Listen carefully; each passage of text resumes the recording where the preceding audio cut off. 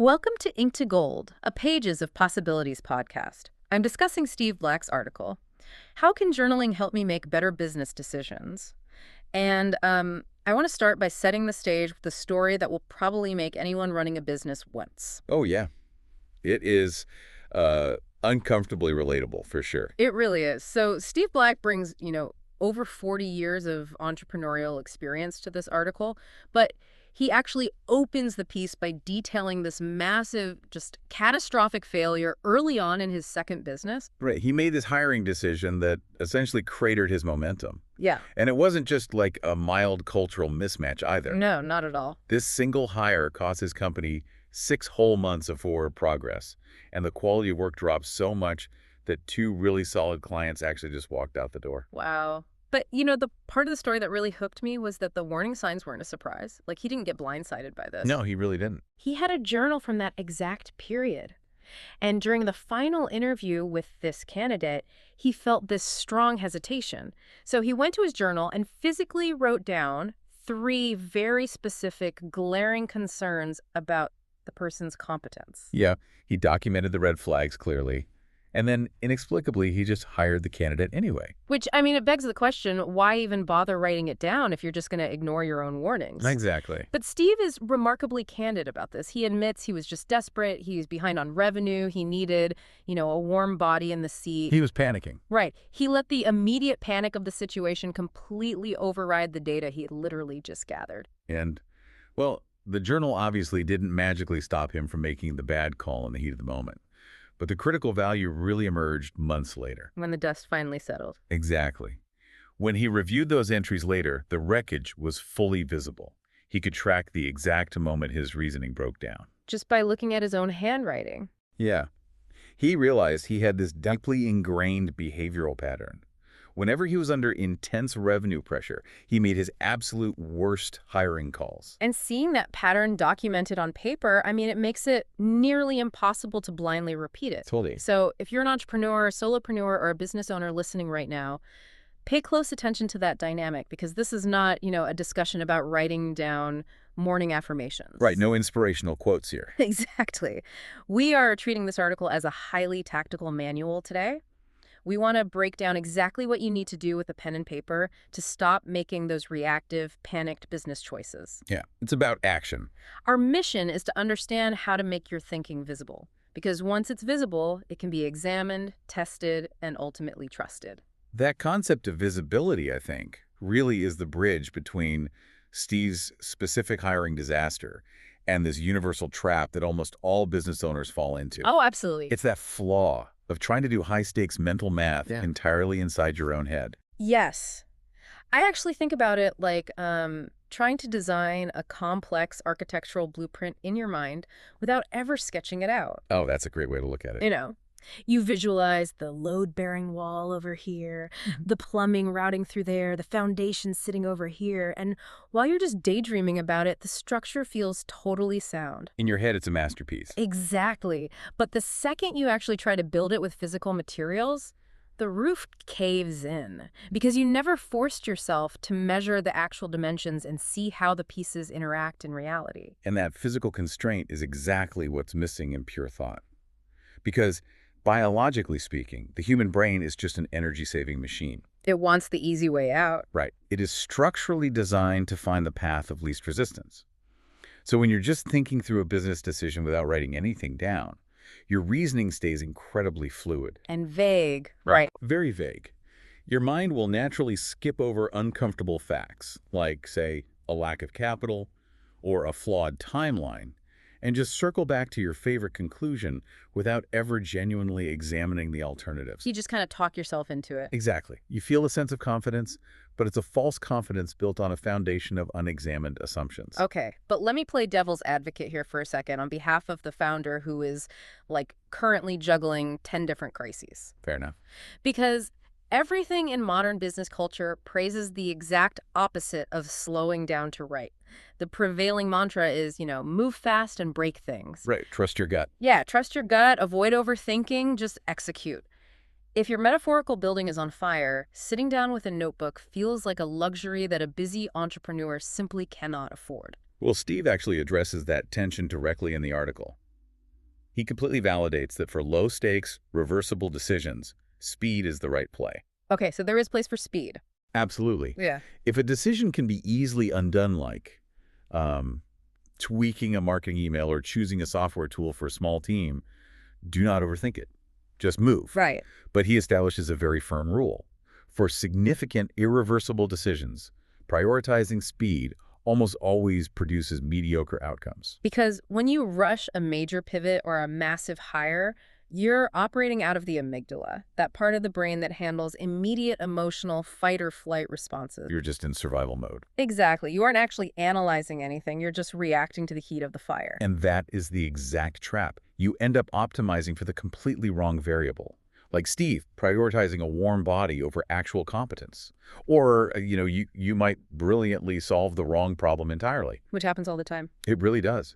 So writing introduces a critical mechanism that Steve calls productive friction. Productive friction. I like that. It implies that the act of slowing down is actually a feature, not a bug. Exactly. It forces your brain to shift gears from that fast, reactive amygdala to the prefrontal cortex, which handles complex, logical problem solving. It literally changes how you think. Yeah, because you physically cannot write down a sentence like, I should do this thing because of these vague reasons, and feel satisfied. It looks ridiculous on paper. Right.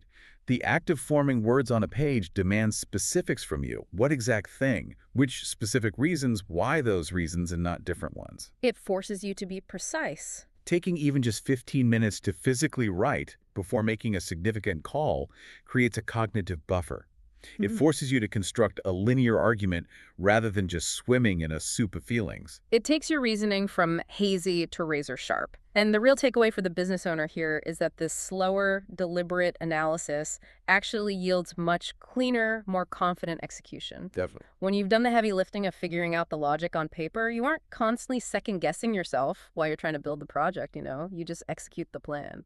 And that kind of confidence completely changes your posture as a leader. You defend the choice differently to your team, and you communicate the vision with much more clarity. Because you actually understand the structural integrity of the decision. Exactly. So, assuming you're on board with the value of that productive friction, you've accepted the need to slow down, you've got a pen in hand, what is practically happening when the ink hits the page? Well, it acts as an audit. Right, a localized audit. It seems to me it exposes these invisible subterranean forces that drive our choices, which usually boil down to two core elements: our assumptions and our emotions. Yeah, and the way writing surfaces hidden assumptions is probably the most powerful part of this whole practice. How so? Every business decision rests on a bed of assumptions, and the vast majority of them operate entirely below your conscious awareness. We naturally assume, a target demographic will behave a certain way, or a competitor's pricing is permanent. Or we assume our initial read on a crisis is completely accurate. If I think about auditing my assumptions, I imagine it's like pressure testing a pipe before turning on the main water line. That's a great analogy. If we use Steve's business scenario as an example, say, I assume we urgently need to hire for a new role to handle capacity. If I just hold that thought in my head, I accept it as fact and immediately start drafting a job description. You're off to the races. Right. But how does writing it down force that pressure test? Well, when you write, I need to hire because we need capacity, the sentence just sits there staring back at you. It creates a physical pause. You have to actually look at it. Yeah, you look at it and ask, do we actually need more human capacity? Or do we just need to fix a massive operational inefficiency that is currently bottlenecking the team we already have? Which is a completely different problem to solve. Completely different. If you hire someone to step into a fundamentally broken system, you haven't solved the capacity issue at all. You've just added more payroll to a sinking ship. Exactly. Yeah. And that realization only happens because the page forced you to pause. Writing prompts the brain to ask follow-up questions it would normally just skip right over. Like, is hiring a new employee the only path? Right. Could we outsource the task? Could we automate it with software? As we mentioned earlier, the brain is an energy saver. It usually stops looking for solutions the millisecond it finds the very first plausible one. I think cognitive scientists call this being a cognitive miser. Yes, exactly.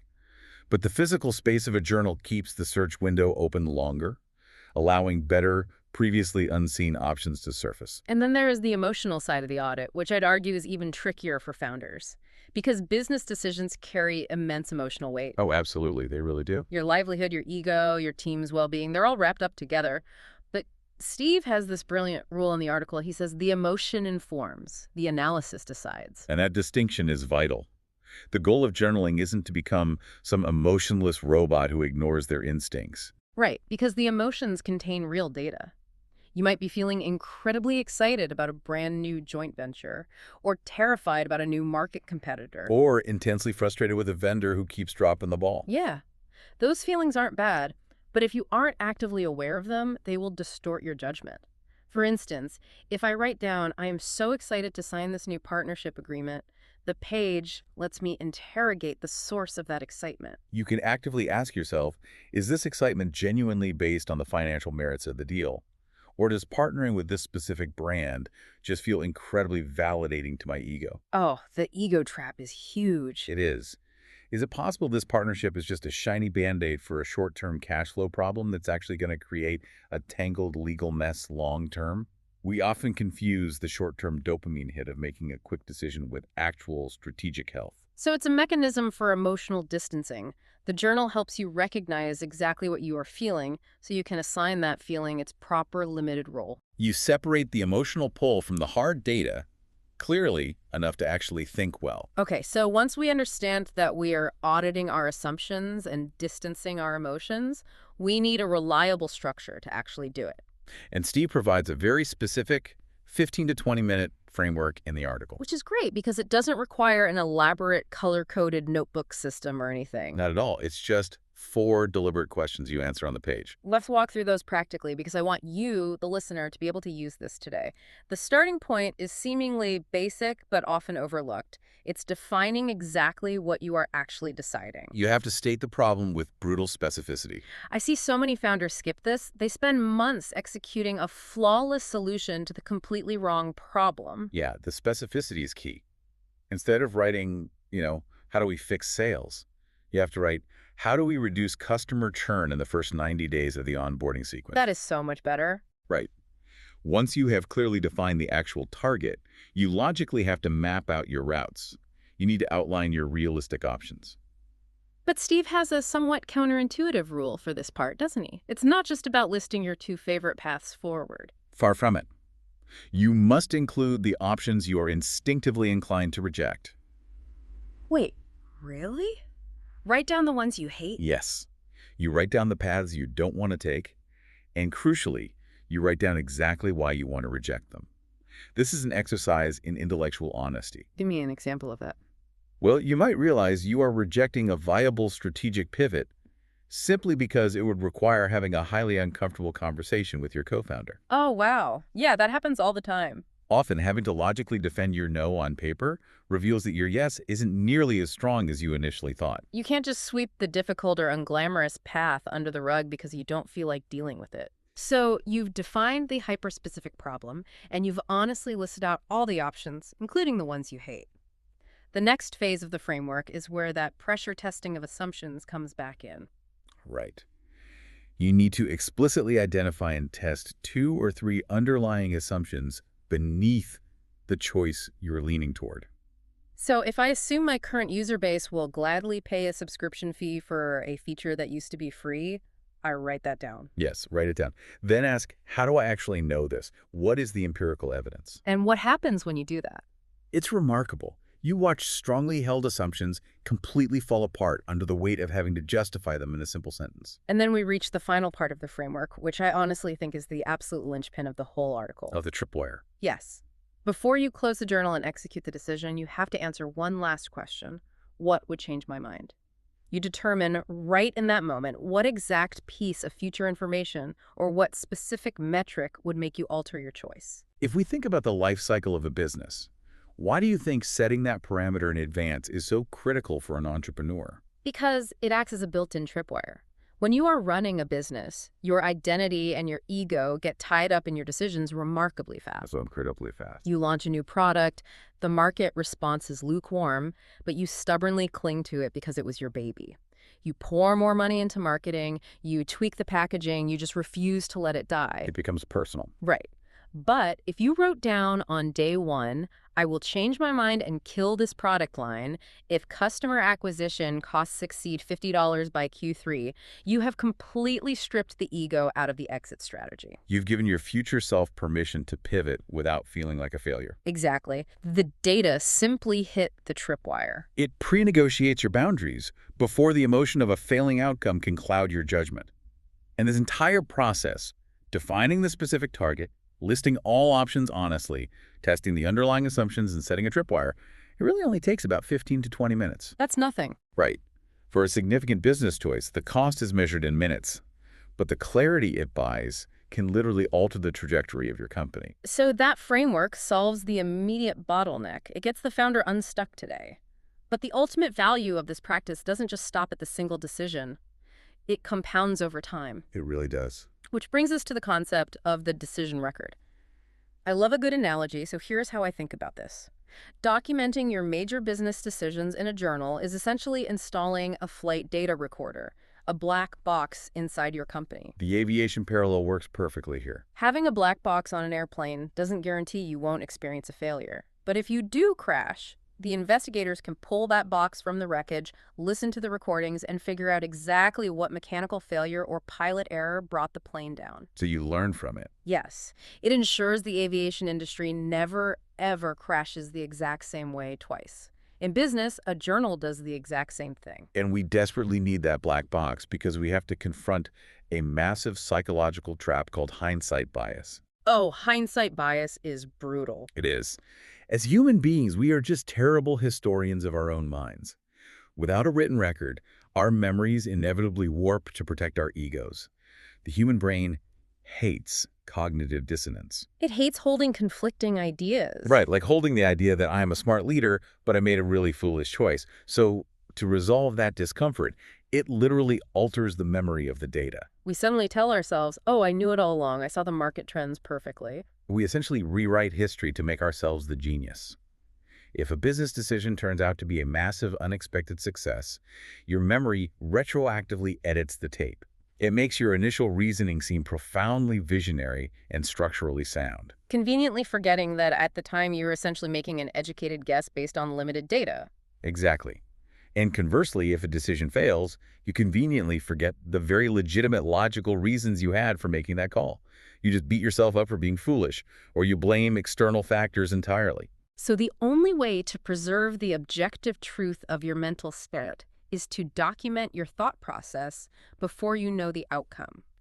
You are freezing your reasoning in amber. You're creating an honest, tamper-proof account.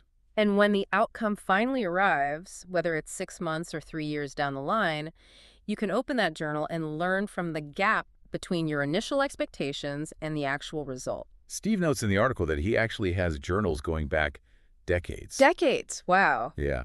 And he points out that reviewing decision entries from 10 or 15 years ago is a highly uncomfortable experience. But it is absolutely invaluable. I can imagine. The undeniable patterns of his best and worst decisions are just right there on the page, waiting to inform how he navigates the market today. Because the story you tell yourself afterward is rarely the truth. The journal is the truth. Well said. So, to bring all of this theory back down to the immediate practical reality of your workday today, I want you to imagine a scenario. Let's say an outside investor, someone with millions of dollars on the line, were to come into your office a year from now and demand to read your decision journal to understand how you run the company. Oh, that's intimidating. Right.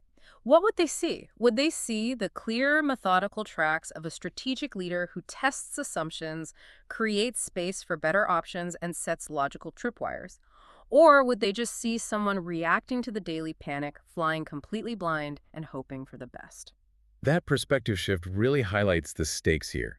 The clarity that this journaling practice produces isn't some self-care luxury. No, not at all. It is the fundamental dividing line between reactive, frantic choices and deliberate, scalable leadership. So here's the prompt for you, straight from the methodology in Steve's article. Grab a pen today and ask yourself this. What decision are you currently making in your head that deserves to be made on paper first? Take those 15 minutes. Yes. Put it through the framework. See what invisible assumptions suddenly become visible. That's the practice. Try it this week and see what happens. Subscribe to get notified when new episodes drop, and visit pageofpossibilities.com for more journaling practices designed for entrepreneurs. Link to the full article is in the description.